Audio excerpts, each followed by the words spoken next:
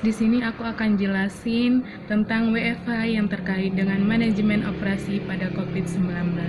Ini maksud dengan WFH adalah work from home, bekerja dari rumah.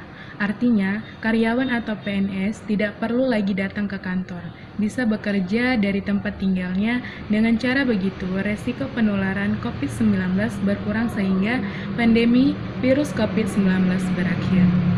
Pada situasi ini, beberapa negara yang telah terpapar oleh virus corona melakukan lockdown, akan membatasi akses keluar masuk ke wilayah tertentu untuk minimalisirkan penyebaran virus corona tersebut.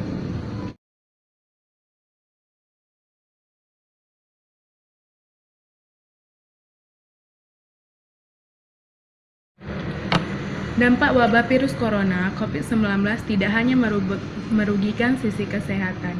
Virus yang bermula dari kota Wuhan, Tiongkok ini bahkan turut mempengaruhi perekonomian negara di seluruh dunia. Tak terkecuali Indonesia, ekonomi global dipastikan melambat, menyusul penetapan dari WHO yang menyebabkan wabah corona sebagai pandemi yang mempengaruhi dunia usaha. Di Indonesia, pemerintah mencoba melakukan berbagai upaya untuk menekankan dampak virus corona terhadap industri. Beberapa stimulus ekonomi diluncurkan, bahkan Presiden Joko Widodo meminta seluruh social distancing, termasuk work from home atau WFH. Dan beberapa kepala daerah memutuskan untuk meliburkan kegiatan belajar mengajar. Di sisi lain, Presiden Jokowi juga meminta kepada Menteri Perindustrian dan Menteri Koperasi, Usaha Kecil dan Menengah untuk memberitahu pada perusahaan-perusahaan agar tidak melakukan pemutusan hubungan kerja atau PHK. Untuk perusahaan-perusahaan atau pemerintah juga bisa melakukan bekerja dari rumah dan juga beribadah di rumah. Ini sekali lagi untuk mengurangi pergerakan karena social distancing itu penting sekali. Menurut Jokowi, menjaga jarak itu penting sekali, sehingga diharapkan dapat menyelesaikan yang berkaitan dengan virus corona atau COVID-19.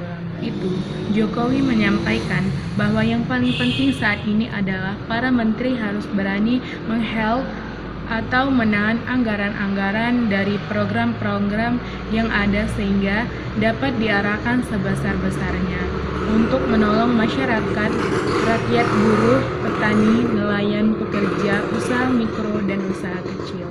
Sehingga anggaran-anggaran yang berkaitan dengan paket-paket perjalanan, dinas, meeting, pertemuan-pertemuan yang tidak perlu ini agar ditahan terlebih dahulu, di-halt terlebih dahulu. Sementara itu, Ketua Kebijakan Publik Asosiasi Pengusaha Indonesia atau APindo, Sutrisno Iwantono mengakui bahwa imbauan dari Presiden Jokowi untuk tidak melakukan PHK agak sedikit sulit untuk diterapkan, apalagi jika perusahaan mengalami kerugian. PHK menjadi hal yang paling mungkin untuk dilakukan oleh pelaku usaha untuk menekan keuangan perusahaan. Meski pemerintah sudah memberikan stimulus ekonomi untuk membantu industri yang terdampak dari penyebaran virus corona ini, Iwantono menilai hal tersebut tidak bisa membantu pelaku usaha untuk tidak melakukan PHK.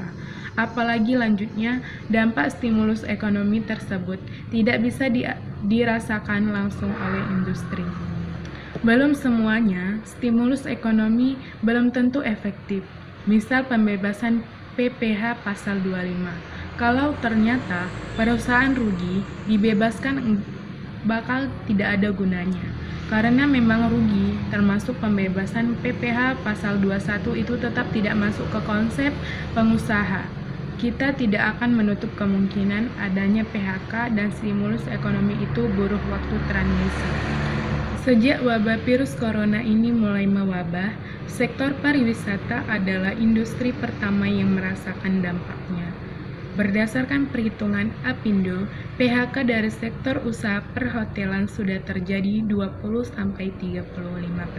Oke guys, itu